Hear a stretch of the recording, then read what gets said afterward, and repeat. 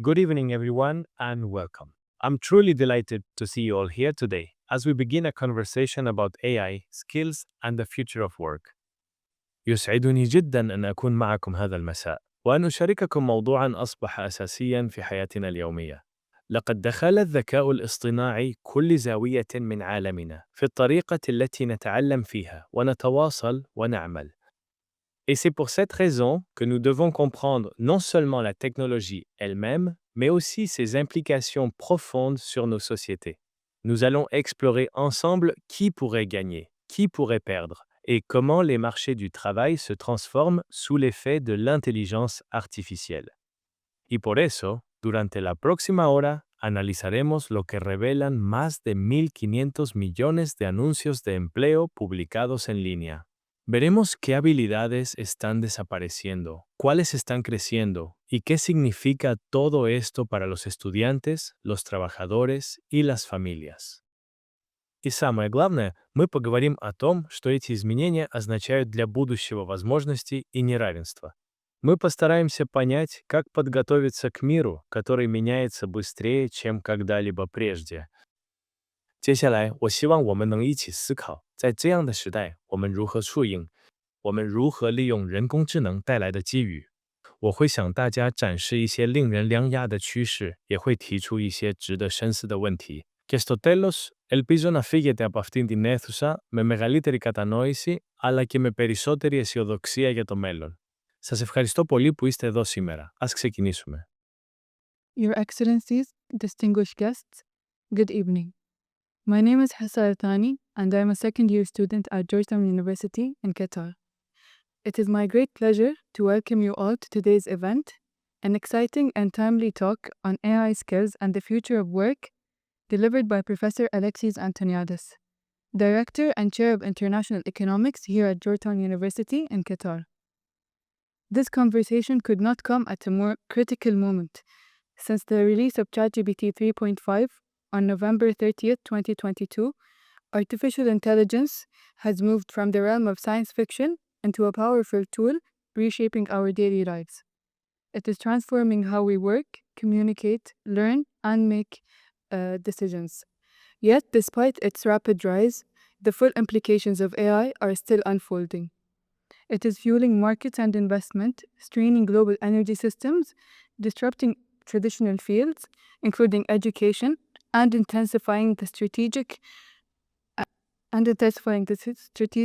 race for technological dominance between the United States and China, with far-reaching geopolitical consequences.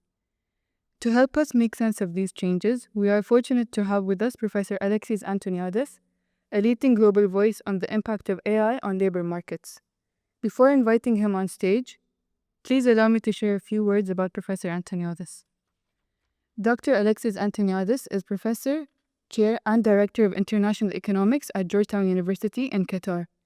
A Fulbright scholar, Professor Antoniades received his PhD in economics from Columbia University and a certificate in advanced data science from the Massachusetts Institute of Technology. He is an expert on understanding global markets and on the economic of the Gulf countries. His current research focuses on exchange rate, big data, crisis, and labor market dynamics. He was awarded significant grants to undertake the first micro-study on the economics of the Gulf countries and to conduct sentiment analysis on Arabic chatter on Twitter. Professor Alexis Antoniades is a regular contributor to several economic journals, including American Economic Review, the Economics Journal, International Economic Review, Journal of International Economic, and European Journal of Political Economy. Professor Antoniades previously worked as assistant economist at the Federal Reserve Bank of New York and at Princeton University, where he was awarded the prestigious Nyhus Fellowship. Here in Qatar, Professor Antoniades frequently advises the leadership of public and private sector organizations. Please join me in welcoming Professor Antoniades on stage.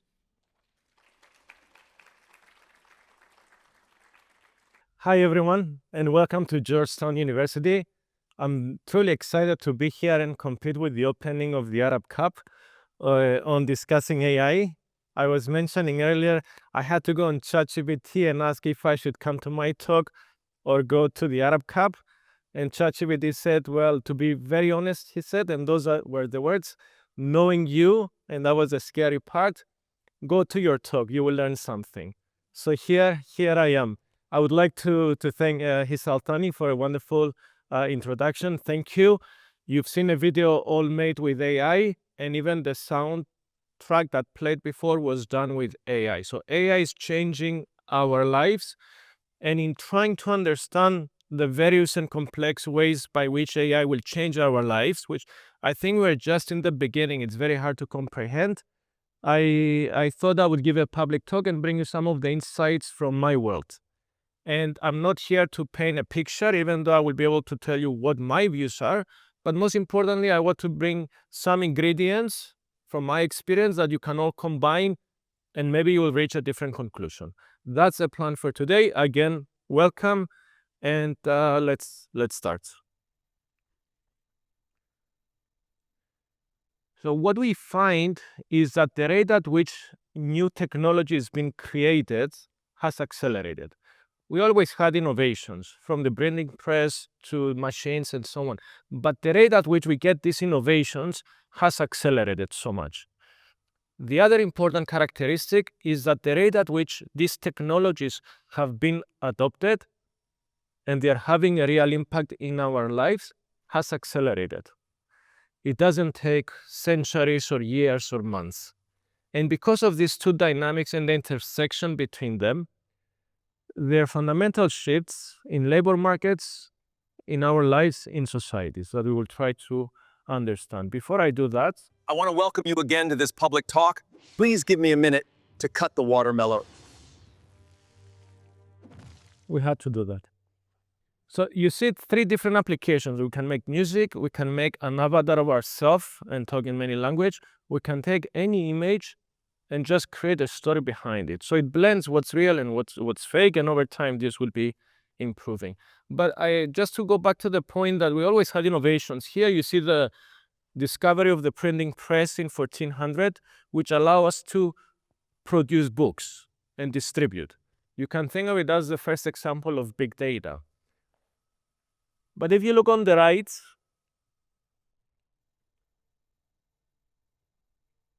this is GDP of the world. We don't see any impact on GDP. It took many centuries for GDP to go up.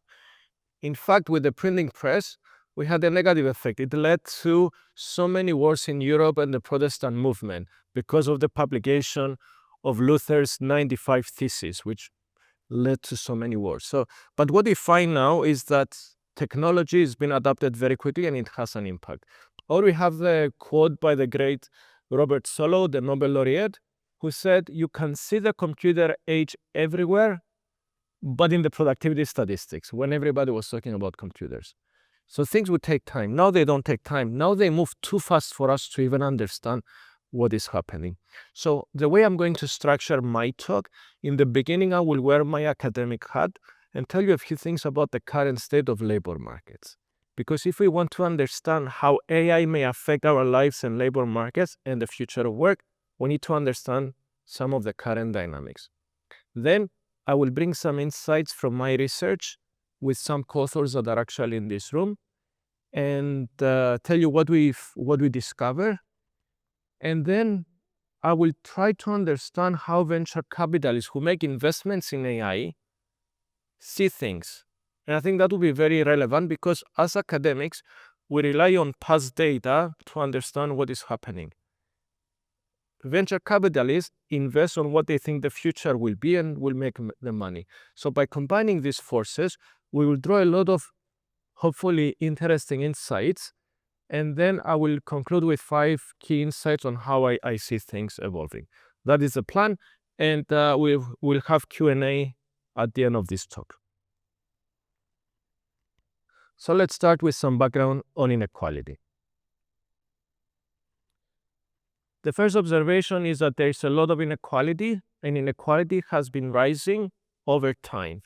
For example, we can take, this is US data, but it can be data for any economy.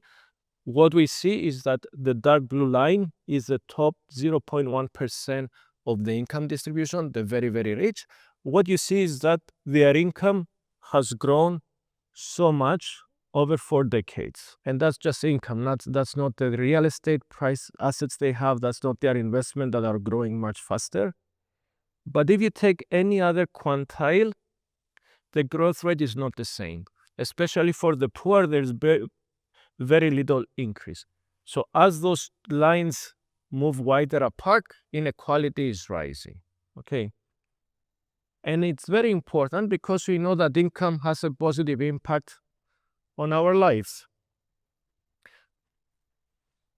Higher income on the x-axis on the top left corner is correlated with more life expectancy. So every country is a dot, and the size of the dot is the size of the economy. Higher income is correlated with lower child mortality, with lower maternal deaths, with higher life satisfaction and less working hours. So we care about income, and inequality is very important. What you also need to know is that in the past, and that may change now, so I need to bring this up, the more educated you were, the higher income you had. So if you have a postgraduate degree, you would get a higher income than if you had a bachelor's degree versus an associated high school or a dropout. But that may start to change, but I need to understand that.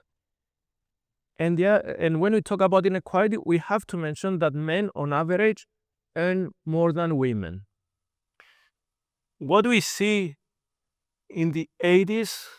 After you control for many things, men on average would make 40% more than women, or 37.7%. Over the next decade, the wage gap, the gender wage gap, decreased, but it didn't disappear. It stayed constant around 20%. And that may be because women are more sensitive to the benefits of the package sometimes and not the salary per se. For example, flexibility to leave work, to be with their children. But we have this, and we'll come back to that. So we were able to successfully limit the gender gap in wage, but not make it disappear. So as we start thinking about the impact of AI on the future of work, we need to understand how is it going to affect inequality, because this is about our lives. How is it going to affect the gender gap in wages? And I'll come back to that. Now, why is it that women make less? Is it because women were not receiving the same level of education? No, we can check that. We can control for the level of education. For example, for those people with less than a high school degree, so high school dropouts, men, blue, make more than women. This is the same for every level of education. So after controlling for the level of education, we still find that men earn more than women. What seems to be driving that? And we also know that there are more men pursuing STEM degrees, science, technology, engineering, and math, and than women. There are more men. Even though 36%, there's a 36% wage premium for women in STEM than non-STEM degrees. So women working in STEM will make 36% more than women in non-STEM, and yet we don't see many women pursuing STEM. Only 24% of the workers in STEM, 1 out of 4, is a female worker. And of course, in this part of the world, we have very low female participation in the labor force. Can be 20% in countries like Egypt and Jordan for various reasons. So when we start thinking about the future of work, in the back of our mind, I mean, not all of us, but we try to understand how it's going to change these dynamics, because the consequences will be significant. Now, this is what I want you to take. The first thing is there's a lot of inequality, and inequality is increasing with time. So is it going to accelerate the inequality? The second one, what seems to be driving the inequality is occupational choice. What I mean by that? In the first picture, we have many colors. That's inequality. Even if we control for education, we still have a lot of colors. There's inequality. But if we control for educational choice, a lot of the inequality goes away. So what is happening is that this side of the room, they selected to become teachers because they love being teachers. And this side of the room, they decided to become engineers because they like engineers. And since the 80s, skill bias technical change was raising the relative demand for engineers more than teachers. So in this side of the room, you saw your wages going up much faster than this side of the room. And because more women selected to be sitting in this side of the room, that created a lot of inequality. It wasn't education, it's occupational choice. And again, AI may affect occupational choices. So we need to study that. We have another characteristic of labor markets is the rise of the superstar firms, Facebook, Google, Microsoft, and so on. That has lots of implications.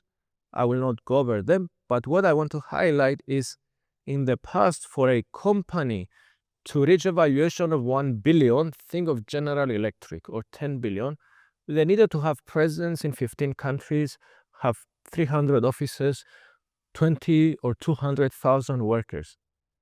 As time goes by, companies achieve much higher valuations and they only have 10 workers, and then 5 and 2.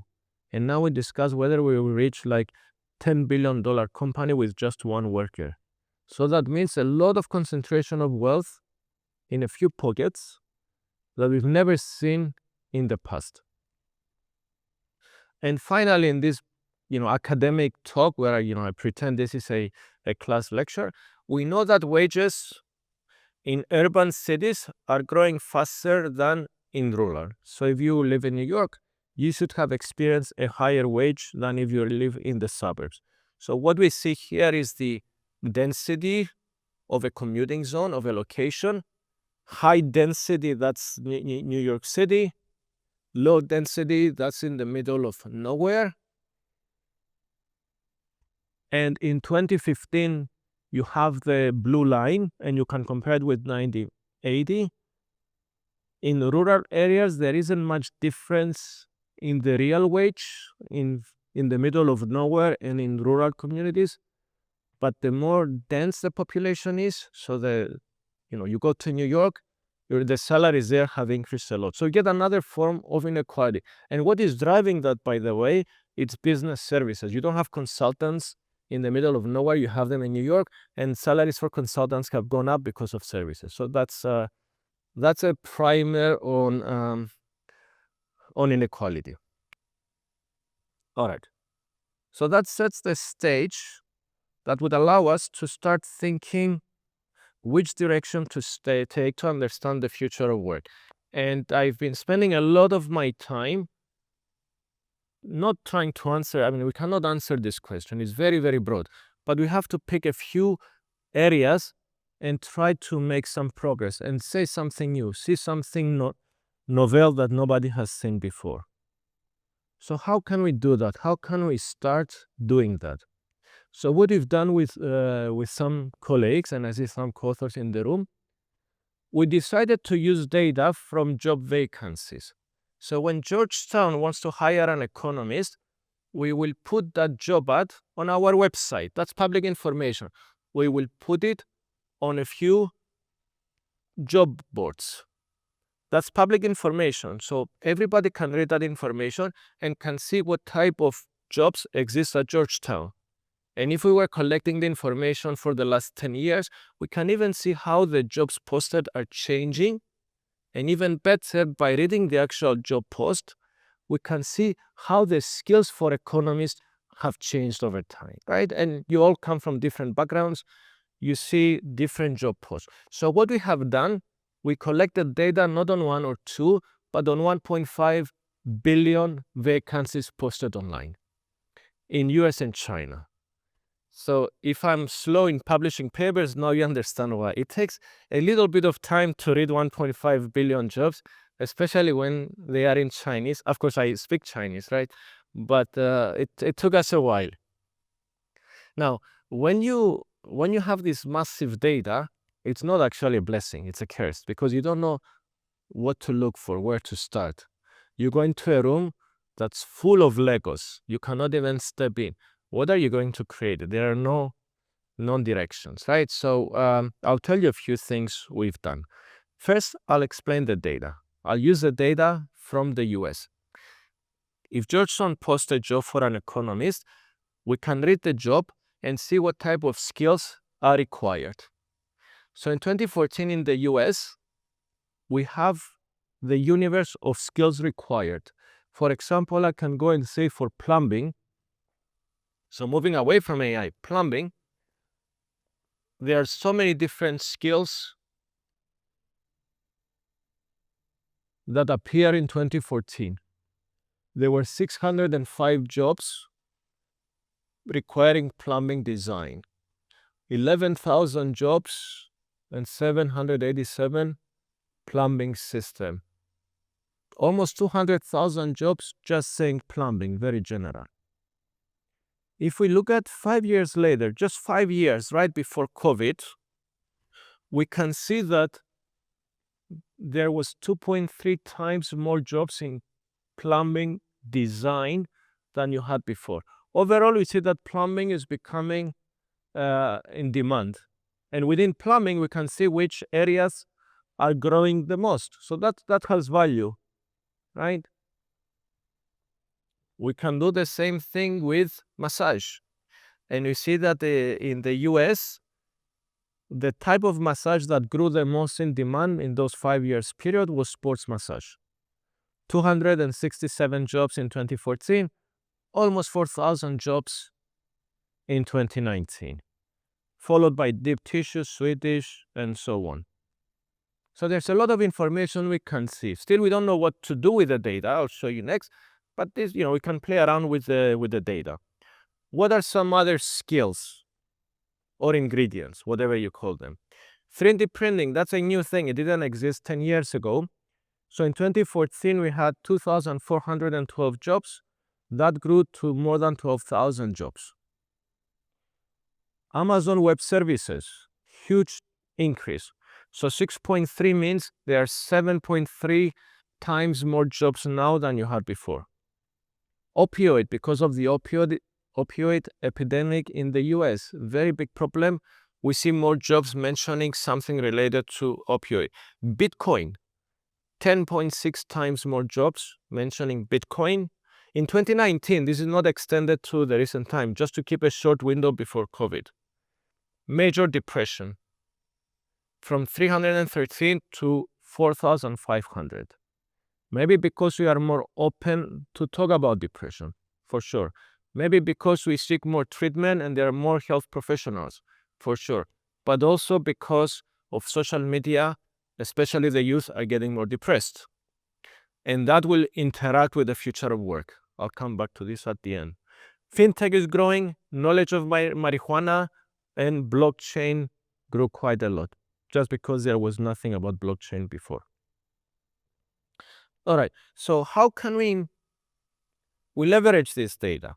I mean, there are different skills. I can go manually and search on my spreadsheet, a very big spreadsheet, for keywords. But what if I say, take 2014 and 2019 and tell me what are the skills from like massage, technology, whatever. I don't care. Just tell me what are the skills that existed in 14 and they grew at the highest rate in 2019. I think that would be interesting. We don't recognize any of them. Unless you sit in the back and you're in the computer science class we offer. Blockchain, Kubernetes, Salesforce Lighting, SAP S/4HANA. It even tells you what companies you should buy their stock. Microservice. So it's all technology related from all the skills. What about, this is called the word cloud. What about skills that appear in 2019, but they didn't exist in 2014? Same idea, TensorFlow, DevSecOps. Anybody knows what DevSecOps is? We have one person in the back, right? You will have a high-paying job. Blockchain technologies for Internet of Things, Caffe Deep Learning Framework, Jupyter Notebook. So there are a lot of things that we don't recognize. It's not about teamwork, writing, and so on, communication skills. All right. Are there any skills that used to be very very high in terms of demand in 2014, and they sort of disappeared in 2019, or they were on the way out.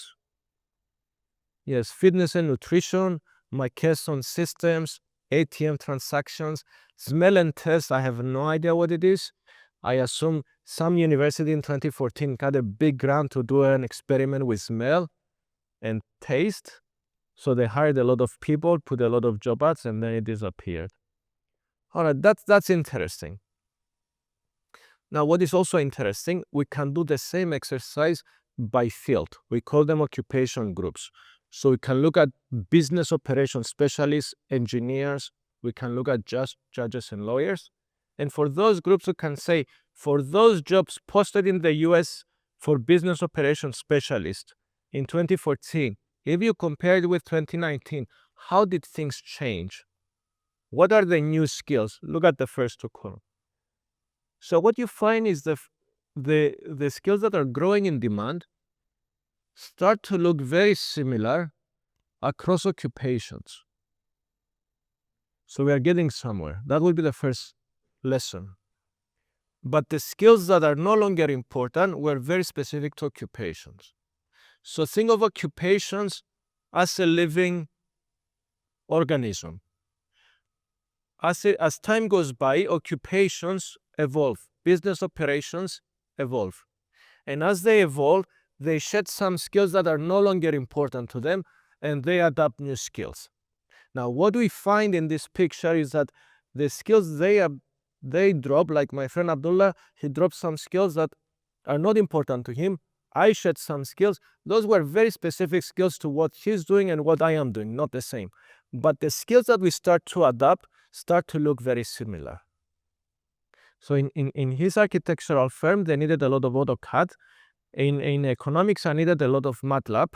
Now I don't need MATLAB, he doesn't need AutoCAD, but we need data analytics, we need Python. So occupations start to look very similar. We'll come back to that. Degrees start to look very similar. I started this research because I felt that the boundaries between degrees are getting less strict. I shouldn't say this at Georgetown. I think degrees are not getting more important now. They're getting more expensive, but not more important. This is not recorded. Okay. So we can even look at anybody in finance. If we look at CFAs, so if you work at the Qatar Investment Authority, you need to have a CFA certification. So if we look at CFAs in these 5 years, and we see in 2014, jobs posted on various boards, and the data basically, it's from every day. We check about 40,000 to 50,000 portals for data every day. So those jobs that required CFA, they also mentioned telemarketing, Lotus application, Lotus notes in 2014. 5 years later, they don't mention that, but they talk about machine learning, big data, data science, Power BI. It's all about data analytics. And this is 2019, I think. I didn't go to 2022 yet. So this is 2019. They still talk about financial analysis. That's number one. But in terms of growth, we see how even a certificate is changing. All right, so let me reveal some findings of our research and why they are building blocks to help us understand the future of work. On the left side, we have the dispersion in wages across occupations. So think of occupations as islands or different sections of this auditorium. What we were experiencing is that wages were becoming more dispersed, more different across occupations. And mobility, the ability to jump from one section of the auditorium to the other, was diminishing, was going down. What was driving that? Skill bias technical change. Then demand for engineers was increasing. You guys were becoming more technical, so your wage started to go up. All of a sudden, the wage difference between the two groups was increasing. And because your wage was going up, it was becoming more technical field. It was harder for teachers to jump, to move to a different occupation.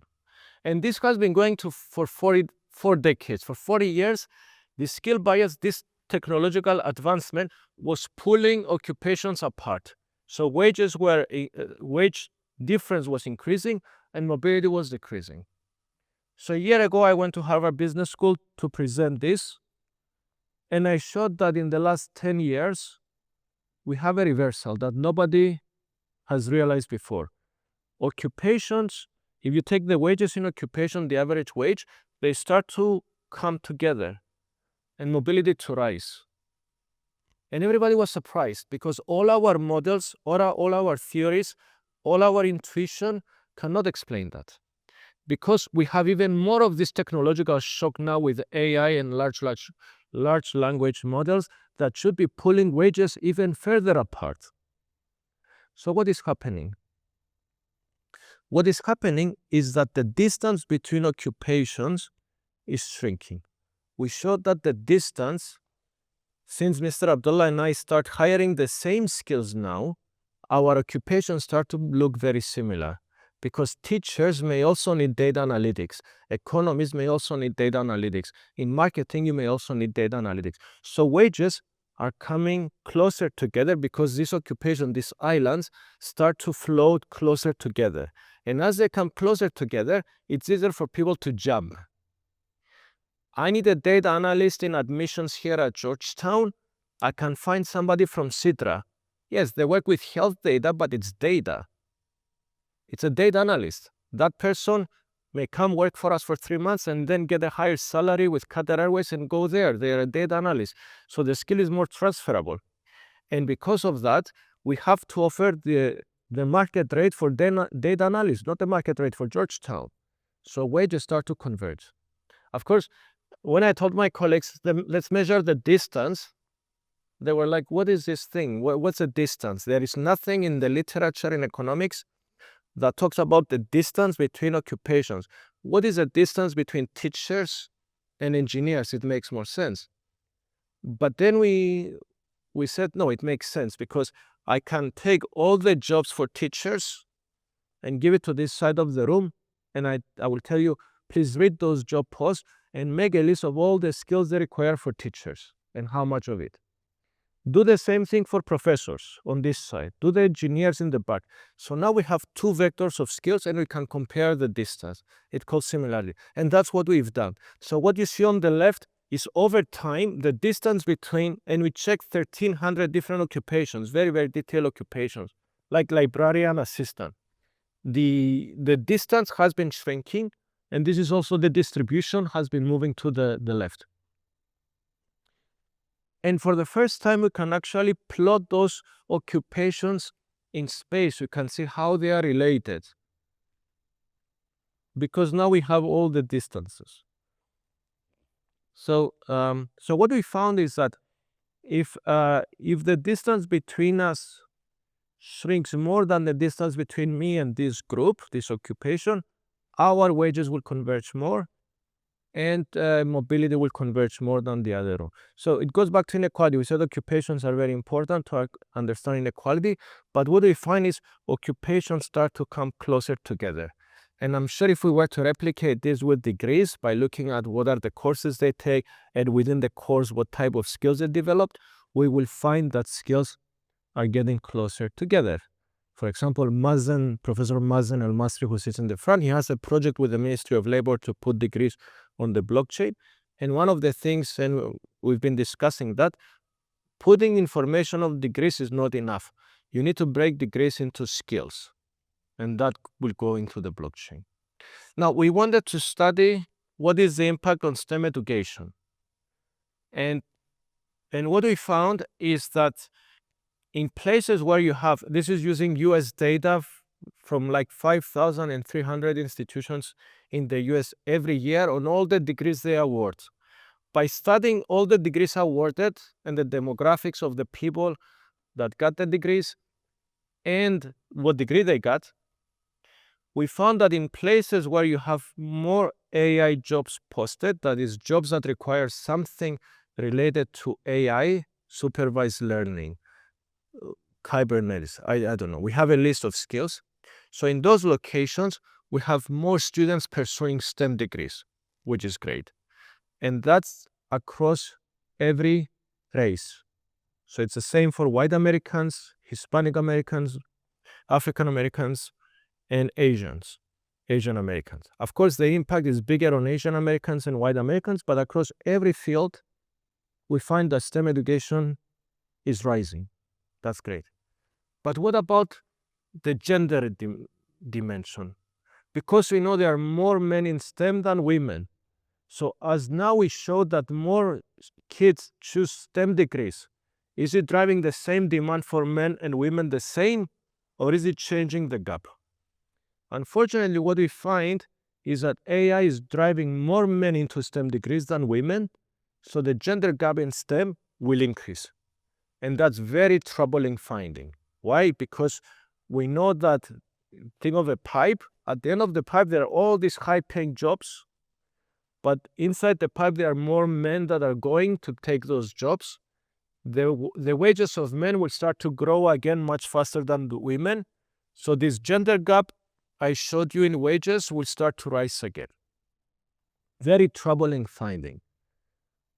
We said, is there something that can mitigate some of the causes? And we have shown that if you have higher share of female faculty in STEM degrees at an institution, the impact of AI on driving more men into STEM than women is shrink because of the importance of female faculty as role models. So that gives us some policy recommendation on what can be done. All right, so that was me being a researcher. Now, I don't think that's enough for me to understand what is the future of work. So I wanted to understand venture capitalists. Venture capitalists make investment in companies, in early stage companies. So I like that feature because it's early stage. And what decides their investment is whether they will make money. And what determines whether they will make money is whether the place they put their money will become very important in the future. So for the last 2 years, I was shadowing a VC fund called NVO. NVO is a very special fund because the partners, one is the founder of Wargaming, one of the biggest gaming companies. The other one came from Kiwi. Kiwi was the PayPal of Russia. It went on NASDAQ in 2013 for $3 billion. So these are all tech people. They manage their own family offices with hundreds of millions, all made from technology. So they're not fund managers. They know technology well. And they had some successful startups. And they decided to set up this fund to invest in early stage business to business. I'll give you examples. I'll explain this. In business to business startups that go through some of the top accelerators, mainly Y Combinator in the US. So if you have a startup idea, the best of the best will try to get into those accelerators. It's easier to get into Harvard, Yale, Stanford than to get into Y Combinator with some of them. So NVO only invests in Y Combinator startups before they graduate. So they have an early advantage because they are mentors in Y Combinator. They find companies. For me, that was wonderful because I can see where they put their money and see whether that will help me understand what the future may look like. So I want to share some of that information.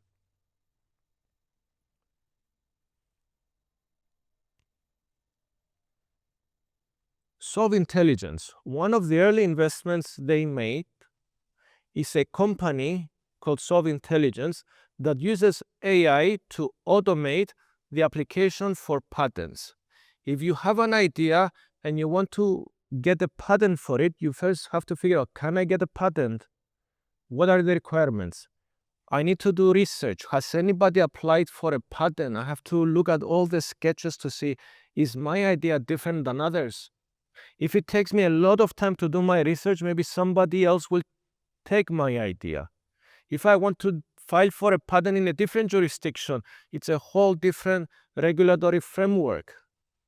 It's a very tedious, very time-consuming, and extremely expensive process.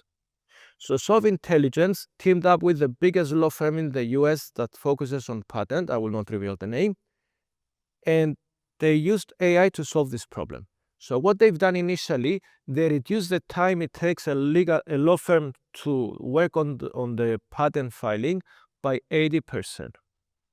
So that means that before you had a team of the senior lawyer, the associate, a few, like 5 people to help. Now you just need the senior lawyer and the assistant. You don't need anybody else because AI will do it. And now they have, before even going for Series A, they sign contracts with the top 400 law firms in the US that major in AI, in patents. And now they launched a program, it's a subscription model. So if I am working on an idea and I want to apply for a patent, I can pay $5,000 to subscribe to this, like you subscribe to Spotify, and it will do all the work for me. So I can print the documents and go to a lawyer just to read it and sign.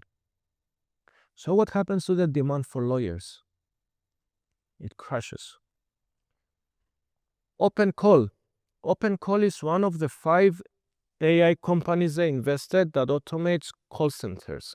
You have a lot of these call centers in India and in the Philippines. AI now can replace all of this. AI has become so good that it can have a better conversation than a human person. It can retrieve so much information in no time, and it can switch languages. OpenCall is killing call centers. Domo automates debt collection. Domo started in California. They call it an ethical collection agency. So if you don't pay your mortgage, you don't pay for the car, somebody calls you. They've done studies that when the AI calls you, it's more likely that you will pay. Because of their, they don't lose their temper, they are more polite, they find a way to engage. Every person is different. So that replaces people in call centers for debt collection. Artos. Artos will be the biggest improvement in drug discovery without thinking about drug discovery.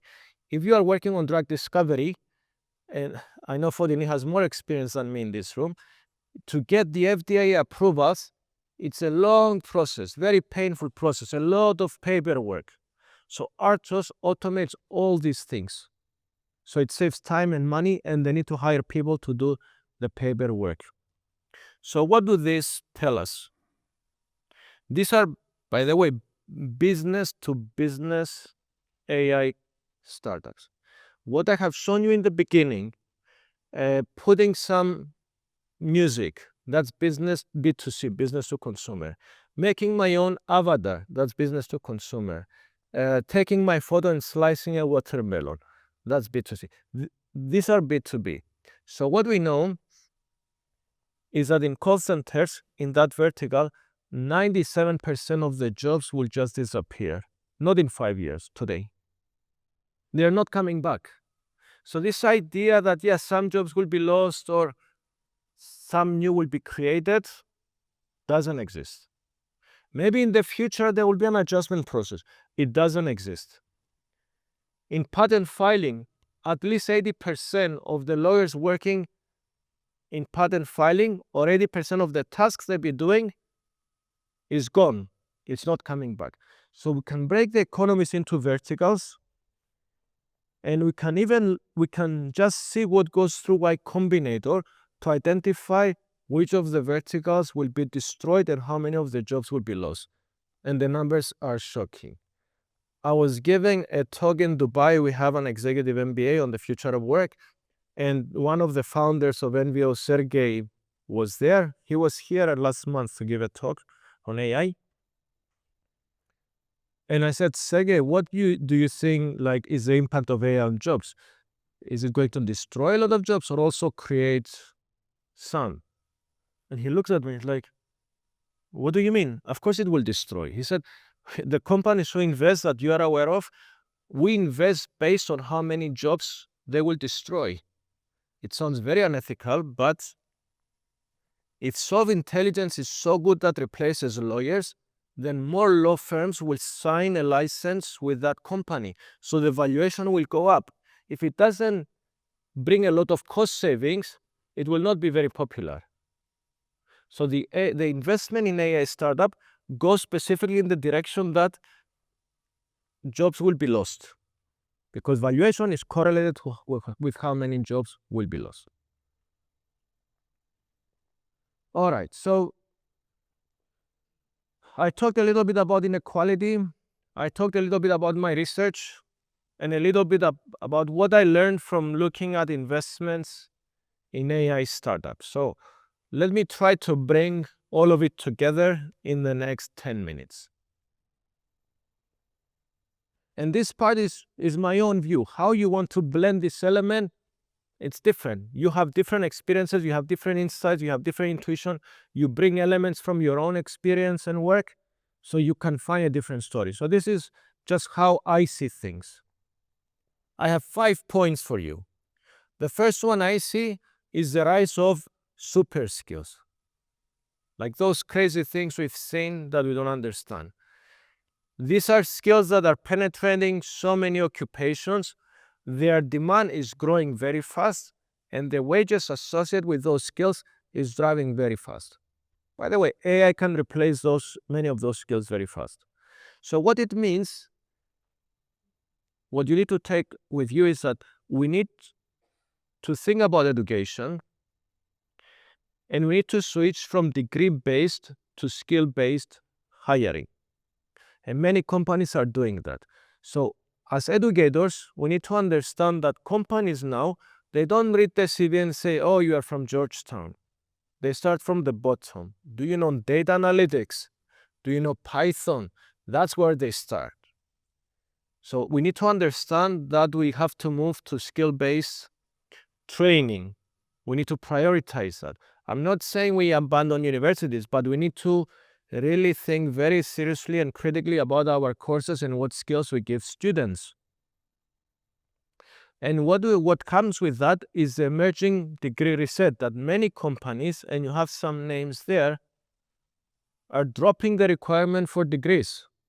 They don't need degrees anymore. They care about skills. So that's the first thing to keep in our mind. That doesn't have to be scary. So going back to the Middle East, we have a very, very low female participation in the labor force, 20% in Jordan, in Egypt. Why is that? Many reasons. One is some women, because of social norms, cannot leave the house to get education. Or even after they get education, social conditions do not allow them to go and work. Or it could be they can go and work, but there's no public transportation where they live, and they don't have access to car. Some of them are more wealthy, they have a higher education level, but the problem there, you don't have a lot of jobs available for educated women. But if we recognize that we are moving to skill-based hiring, a lot of these skills can be offered online. We have a lot of displaced people and students, unfortunately, in many parts of the world, especially in the Middle East, in the borders of Thailand and Myanmar, in the borders of Myanmar and Bangladesh.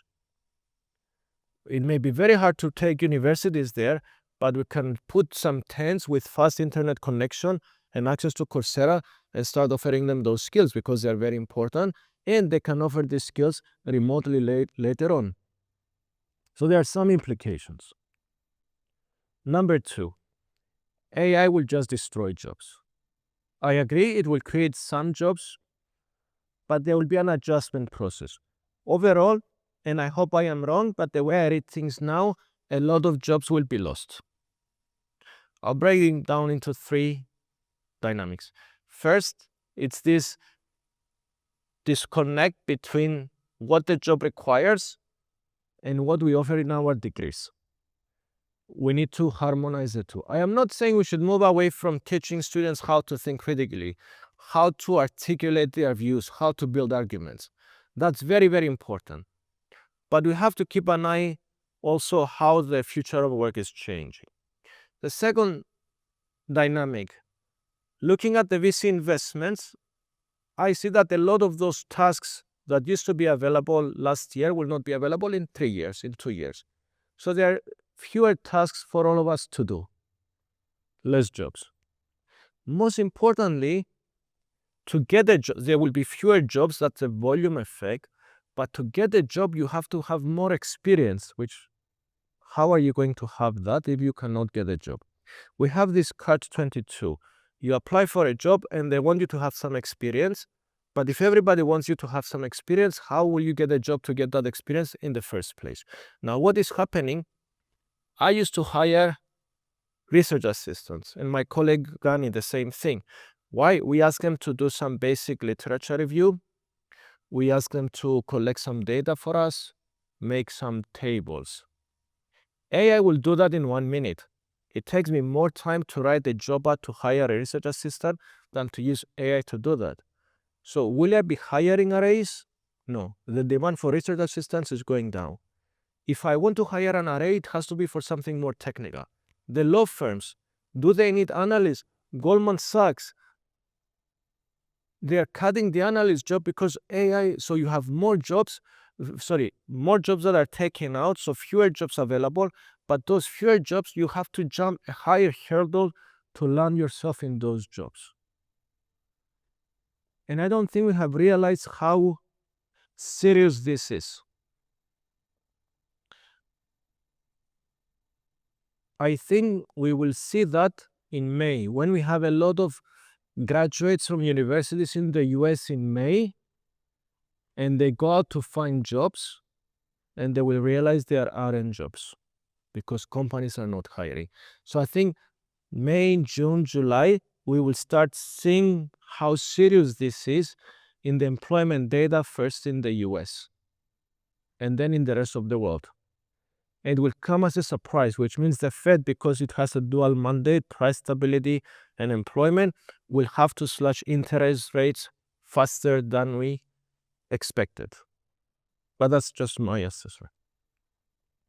Number 3, who benefits is not the same with the country or the person who bears the cost. We have very concentrated benefits, those unicorn founders. I make an AI in B2B business to replace all analysts in Wall Street. But not just Wall Street, because it can be in any language momentarily. So I can replace analysts in the rest of the world. I have a valuation of 50 billion. It's a 2-people company. And so many people lost their jobs. So it's concentrated benefits, dispersed cost. And where do these costs come from? The call centers, they are not in the US. They are in India, they are in the Philippines. So when you close down call centers in the Philippines, where are these people going to find jobs now? That's a very big problem. So we are driving very fast. We don't know where the road is taking. We don't know where the future of AI is taking us. But I can tell you there's a wall in terms of jobs. And there's a wall because of the consequences for societies. So that can be trouble in the horizon when you have so many people unemployed and you are a developing country that doesn't have the means to support them or generate jobs for them. What will happen? We all experienced the Arab Spring in 2011 because of a youth population that cannot find jobs fast enough. So that's a concern. So in the future, you understand that I'm a believer that there will be less things for us to do. So I think we will be moving to a 3 to 4 day work week and to some form of universal basic income where the governments, they have to provide for its people. Now, that's wishful thinking because many governments will be unable to do that. And because of their inability to do that, you will have a lot of tensions and despair in those societies. In the Gulf, I think, I'm looking at real estate now in the Gulf for the first time after 18 years because I appreciate more and more what a special product we have here in the country. As the Prime Minister said, we are civilized people, not some other neighbors. We have a beautiful country, very safe. And when I see these changes happening though in 5 and 10 years, we will not be affected by AI. We import labor and the state can provide for its people. There aren't many countries that can do that and can maintain civility and safety for their societies. And finally, I see a decay of values and of happiness. And that comes from three sources. One is the economic conditions that are changing in combination with the social media that raise the degree of relative deprivation. So what is relative deprivation? I think that's very important to explain. You work in a company, you are happy, you enjoy your job, you go to make a copy in the printer, and somebody from finance left a spreadsheet with the salaries everybody is getting in your division, and you are making the least amount of money. How would you feel? Not good, right? Your salary didn't change, but now you are comparing yourself and you realize you are making less than others. That's not fair. This is called relative deprivation. So in absolute terms, nothing changed between the moment before you saw the spreadsheet and after, but in relative terms, you are worse off. As the comparison set gets bigger and bigger, our relative deprivation gets bigger and bigger. Because if we live in a village, everybody's poor in the village. Maybe the richest person in a village 50 years ago would have a cow and we only have a chicken. But with social media, we can see how the people in the city live, or at least pretend they live with Ferraris. And so all of a sudden, we feel much worse off, very upset. Frustration is rising. So these economic changes that are very hard for us to understand, technology is progressing, we don't understand any of these things. That makes us very upset. With social media, we connect to a wider audience. That makes us very upset, very frustrated. And the psychological effect of being on the screen, that even makes us more frustrated by itself. So these three components make us feeling that we are left out. Frustration and depression will be on the rise. And this what it does, and we have seen examples of that, it leads to political polarization, populist voting, and anti-global attitudes. It leads to more crime, civil unrest, political violence, and extremism. So I think that's a sign of things to come. And I'll leave you with one graph. We can ask people how happy they are. And this is done in 22 countries, data from 22 countries. In between 2005 and 2010, they collected the data. And then we put people based on their age. And we ask them, are you happy? How much? So what you find, you have this U shape. And even in the past, it's always a U shape. So when you are very young, you are oblivious to life, you are very happy. Then you go to college. Things change. You come to me, of course, you are not happy. Ask my students. Then you get a job, you start a family, you become less happy. Around 50, so for my wife there is hope, I will become happier soon. Your happiness starts to rise, you have grandchildren, you work less, you appreciate what's important in life. That's the U shape, that's a normal cycle. They've done the same study in 2022. This is the youth. They are supposed to be happy. They are the unhappiest people. Now, make no mistake, it will not change after. No, these are people that are 35 years old now, and we ask them if they are happy. So they are the old generation. And these are people that are 60, 70 years. They are the old generation. So what will happen to this youth? The era of social media, being online, and having no jobs later on. They are supposed to be very happy now and they are not. What will happen later on when they face life? A very different life than ours. A life with very few jobs. So let me conclude. I wanted to share some of my own insights on the future of work that comes from analyzing studies, analyzing data, talking to people out there. And it paints a very bleak picture. Of course, you can all see the value. I start with the value with those videos. We can make things so much faster now, but it's very challenging times. And before we had the division between white collar and blue collar workers, high skill and low skill. Now it will be about those that it's not, I think, the degree. Do they know how to leverage AI tools? If I want to remodel a house, and if I know there's a tool and I know how to use it and explain how I want the kitchen to be done, in 1 minute I will have renderings of the pitch of the kitchen the way I want it. So the people that can follow these AI tools and have the skills will find themselves a job. All the others will struggle. Thank you very much.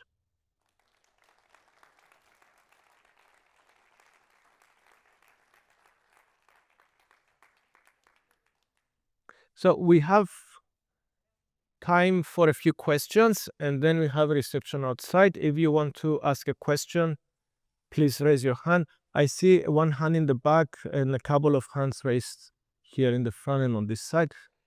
I will take a few questions and then try to answer them. I'm not gonna lie, my heart did drop a little when you also admitted that the future is bleak. But I came across some of the things that you've mentioned before, which is the change that we're going to see in the way that in the structure of labor, right? So you're going to see, rather than a triangle pyramid, you're going to see more of a diamond shape. So less people coming in, a lot of people in the center, few people at the top. But doesn't that also mean that the future of industry is at risk, which is that the trainee that you have entering at the bottom that learns to grow up and eventually take control of the reins is no longer going to be there? So yeah, let me know what you think. Yeah, let me answer that quickly. Absolutely, that's exactly what will happen. This process by which you start with basic skills, you take your time, you learn. If you are good, you improve, you get more responsibilities. Because AI is doing a lot of those basic skills, it breaks that flow. So how are you going to get the experience to move up? How are you going to prove yourself that you are actually very good at that? How are you going to discover that if you cannot start from the bottom? So it's not just the pyramid in the occupation, the work employment that will change, but on the pyramid in income inequality, where you had people in the middle, that those will move to the left. Yes, we have two questions in the front. I'll take both from this side. Hello, Professor. Thank you so much for the very insightful talk. I myself am a former student at Georgetown, and I'm working in an industry which they say could be replaced by AI in a few years, which is an insurance industry. I'm an insurance broker.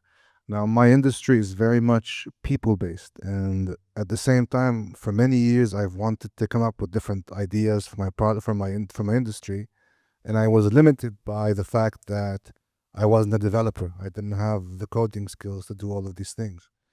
Recently, in the past year or so, with the rise of low code and all kinds of LLMs coming up, it's been absolutely incredible seeing the things I could do for my work, and I could see that less and less. Maybe in the years 2015 to 2020, there was a big requirement to learn very specific skills, but I feel that this is a time for someone just to be human, to be creative, to envision things and see them happen. And we're not there yet, but we're on the way there. At the same time, I noticed that technical knowledge workers are disappearing in this era. However, the hard labor, which is the farmers, the mariners, the industrialists, they're still there and they're still valuable, you know. And I wanted your opinion about the opportunities that could come from this era as well. I know there's lots of things to worry about, but there's also lots of things to be excited about. So Yeah, that's my thank question. you. Let me address it. You make two very valuable comments. The second one about these occupations, that's why I start with plumbers. It's very easy for me to find a financial analyst to tell me where to invest my little money I have. Very hard to find a plumber if something breaks in the house. So that demand is rising, right? And there's hope. On what you said is very important. I said those people that know how to leverage AI can do great things. And when I talk to the VC fund, the other thing they tell me is when they see a startup founder who comes from an industry like insurance, who understands the industry and what is the problem that needs to be solved, they love that because you bring insights. And before there was a technical barrier, you needed to know coding. Now you don't need that. I tell my friend that has wargaming, You have all these Russian developers to make games for everybody. You have no women there, but they bring different creativity. Now they don't need to know coding. AI will do that. Now you can leverage their creativity to bring so many insights. So people from the industry, as you said, you understand insurance very well. You understand where are the bottlenecks. If you know now that there is a tool that can solve a problem for you, that's all you need. You can make great things. How many people will get the chance to come into your industry and learn? You have the experience, you have the advantage. So that's why I said the people that understand these new tools and they have some experience will do great things. Thank you. In the front scene, Hello, Professor. it's on. Hello, Professor. My name is June Park, and I'm a South Korean political economist. I work on AI policy at the Qatar Computing Research Institute. Thank you for the very engaging talk, and I agree with you on the job loss component of your presentation. And I'd like to ask, I have a specific interest in autonomous driving. And in my own research, I find that the robotaxi deployment, not just here, but also in my own home, South Korea, we will have lots of job losses our drivers are nationals, but here it would be mainly South Asian drivers. And I've been thinking about the consequences of this, probably social unrest and maybe riots, but isn't there a way to absorb some of the talent that could be used in a similar area in transportation, such as safety drivers, terminal operators? And do you think this is still a dismal scenario because many of them would not be transferable? Thank you. Of course, there is opportunity for them to work you can give it on this side, to work in some other areas, but the net effect, you will have a lot of job losses. If you take Lightcast, the company that collects the job vacancy data, the category with the highest growth is delivery drivers. This is a case in Qatar. We have like 4,000 delivery companies now. So if this is automated, we will not be able to give jobs to them. Maybe for the country, that's a good thing, right? For safety, that's a good thing. Unfortunately, as a number of events is rising, traffic is rising, you see more accidents. But are we going to create as many jobs as the one will destroy? No.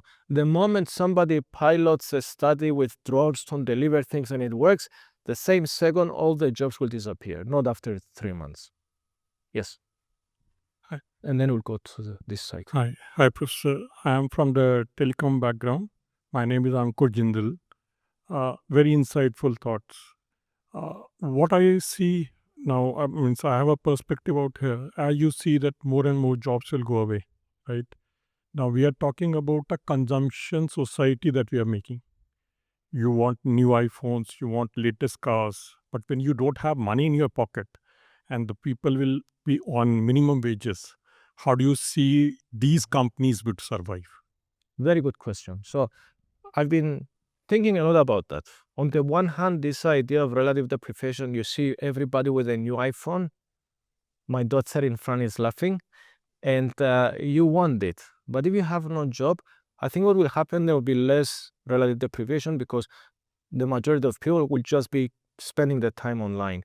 And keeping them busy online with playing video games and wasting their time is a good thing so they don't uprise. And they will stop requiring things. I think, there is a risk that we're moving to that society. Yes. Let's move to the front first with Mr. Abdallah. Good evening, and thank you very much for the very insightful, yet a little bit depressing lecture.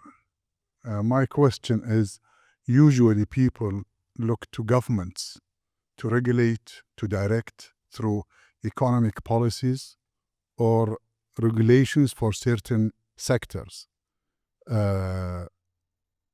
Also, they look for the academia to prepare themselves also for the market.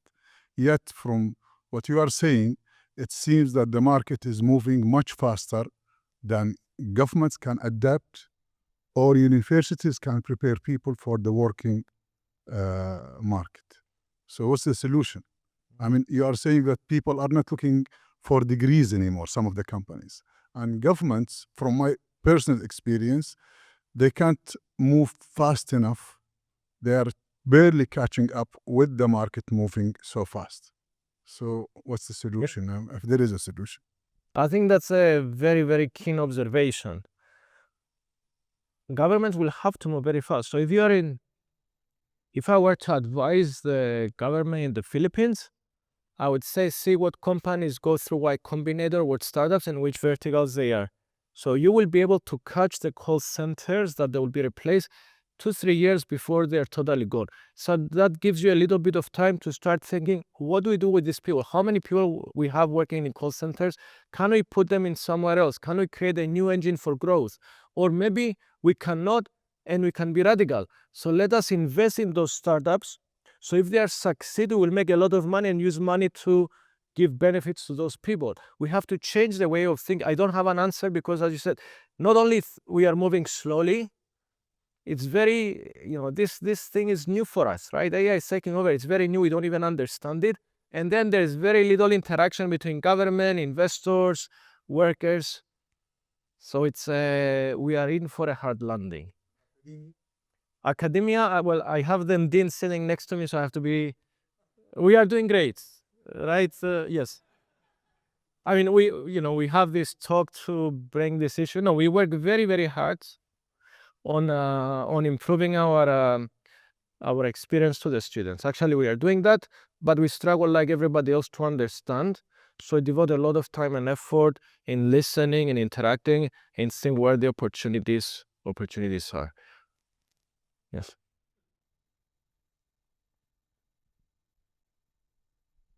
I come at this as someone who, hasn't even gone into the job market as a student, but with the lack of entry-level positions, what do you propose is like the future cycle when the people at the heads of these giant, companies with, one leader, how would someone even manage to move up, and what's like the next stage of the cycle? Thank you so much. So you team up with him. He has the experience from the insurance company. He sees problems, but there are all these tools. I had my daughter, and I thank you, Katerina. She put the subtitles in the AI-generated video. It took her, I thought it would take her a couple of hours. It took her 5 minutes. I could not do that. I created the music video using AI with a narrative in less than 30 seconds. Because my friend who's the founder of Wargaming happened to be here with me watching the F1 race and said, oh, you can use this tool. So having access and understanding a lot of these tools, and it's easier for you to do it than us. You spend more time online, you see more of the applications. So instead of paying more attention on the latest phone people are using, the iPhone 17, start thinking, how did they do that? What are the tools that come up? Maybe you will play a little bit with AI and generate an algorithmic trading platform. We had here last month an executive training for the Qatar Investment Authority.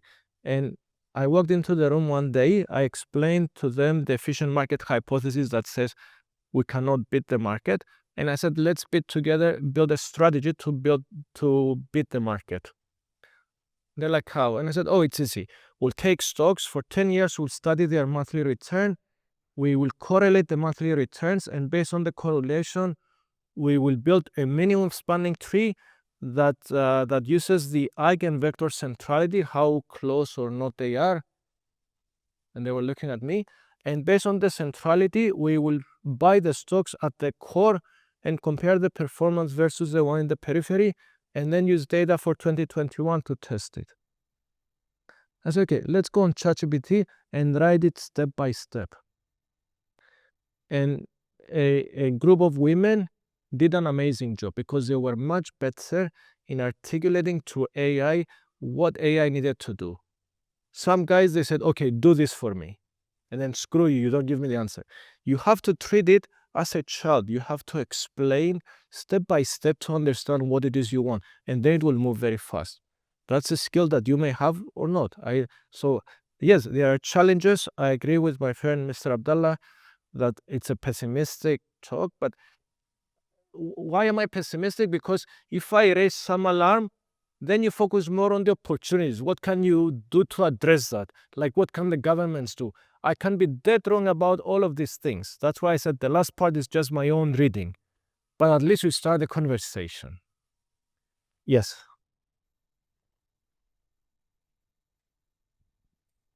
Thank you so much. It's been a brilliant talk. I think AI is like a double-edged sword.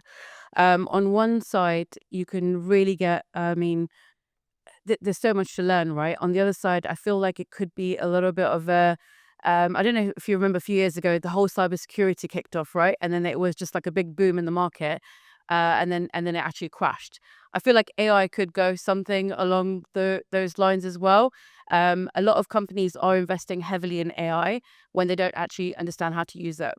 In my last finance role, I'm no longer in finance. In my last finance role, I automated an entire pricing division, removing 350 plus people in China. And that work could have been done by a team of 5. So it is removing a lot of workforce labor. However, I think going back to, university students' conversation as well, I think it is about how can we upskill ourselves, right? How can we, AI is going to move so fast. We're just going to always have to keep learning. So I think there'll always be a role there. But I do think that there'll still be a lot of job losses. And the governments can't be expected to support in terms of, what you were talking about with, trying to give extra, extra support from in terms of, I suppose, claiming. How would you say those kind of losses in those, workforce, how would they be able to get back on the market? Yeah. Thank you. I will pick on two. Thank you for sharing your insights. I think they're very important. You talked about speed. These things are moving very fast. I think the ladies that sits in front of you has a far bigger advantage than I have in catching up with how fast things are moving. We're a previous generation, so that gives hope. The second thing you said, how can governments do something, which echoes the view from the front? And what you see in the US, who is with President Trump, Elon Musk, all the tech CEOs, so I think they will have a responsibility. As we said, these companies that are created now that are worth billion they have 5 or 10 employees or 15. So the wealth and the knowledge is concentrated. I think they have a responsibility, and hopefully they can provide an answer to the governments on what the government needs to do. I'll be very frank. I've been telling people in Qatar, if we want to get business, you have to think like a business and not like the government. You cannot sit in cubicles and draft policies and reports that you haven't shared with anybody. You have to think like a business. How are you even going to think about addressing the AI if you think like a government who cannot even think about business? We need to talk to the people in tech, right? We need to interact with them. We need to learn, and we need to come up with policies collectively, because if we find something that works here, maybe it will benefit Philippines. We need to have that conversation. Thank you. Maybe we have time for a couple more questions. Yes. Thank you, Professor. I'm a Georgetown alumni and also recently working in the digital field. And I think it's very telling that while we're talking about, okay, maybe there's some opportunities or hope, the graph behind you literally says that the young generation, the one that's supposed to be leading and taking the charge, has the most pessimistic outlook about AI. And this is for no reason. I'm currently doing my master's at HBKU in digital humanities. And the core thing we're trying to study there is, what is AI, the usage of it, doing to us? There's cases now of AI psychosis popping up. There's issues of brain rot that are not only happening to people from consuming social media, but from consuming AI. People are suffering from de-skilling because they're being forced to use or adopt AI tools. And that is leading to a gradual loss of skill, kind of like what we discussed here. And aside from that, if a lot of people are going to be losing jobs, there's just not going to be any money for consumer spending, for economies to function, for them to run. And the destabilizing factor, people are now trying to absorb it through AI. Even Elon Musk and all these companies that like Oracle and NVIDIA and I think it was OpenAI, there was a graph showcasing that it's just a bubble where most of the US's last quarter profits or just growth came from these three companies circulating contracts within each other. Yeah. With all that said, can we really look at technology and AI as the savior to this problem? Like, is the problem more AI, more technology? I think not. But I'd like your insights on that. Like, should we focus on policies, business structures, business strategies that are more human, that in a way will try to not counter what's happening, it can't be stopped, but what is an alternative path? And why should we stick with a path that we clearly see is taking us to ruin? Yes. Thank you, Mohammed. I don't have an answer. I mean, the fact that we are able to, I always tell people, before you have answers, you have to figure out what are the right questions. And in spaces like this, when we start asking ourselves questions, that's a very big step. AI is changing things. I don't think it's a bubble. It's here to stay. AI needs fuel, energy. So the discussion now is about energy. And there's an arms race between China that has energy sources and the US that doesn't have.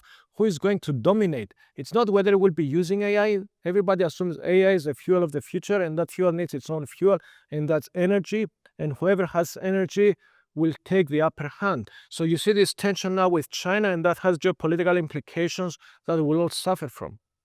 But I don't have the answer. Should we be looking for an alternative? I don't think, we just take things the way they move. We have to talk about the ethics of AI. We have to talk about the inequality that is rising. We need to address, but it's here to stay. Maybe there is a bubble and when we talk about AI, we talk about large language models at this stage. There are other advancements in AI that may come and change things, but for now we talk about large language models. Yes. Last question in the back.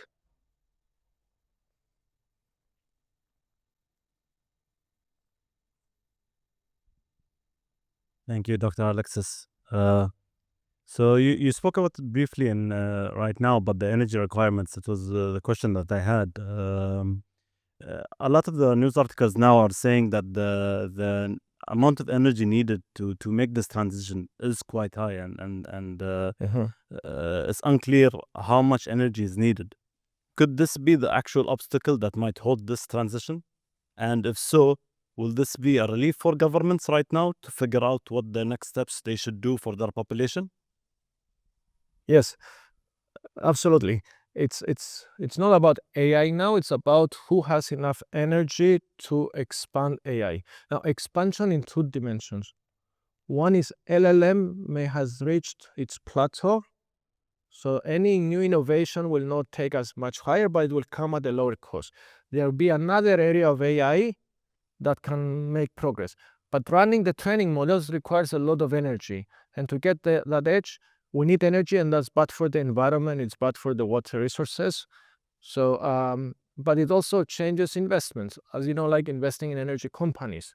You have a lot of Bitcoin mining companies who have these big rooms with many processors, and now they are renting their facilities to companies like OpenAI or Google for billions. Why? Because they are connected to the grid. They have access to energy that makes them very valuable.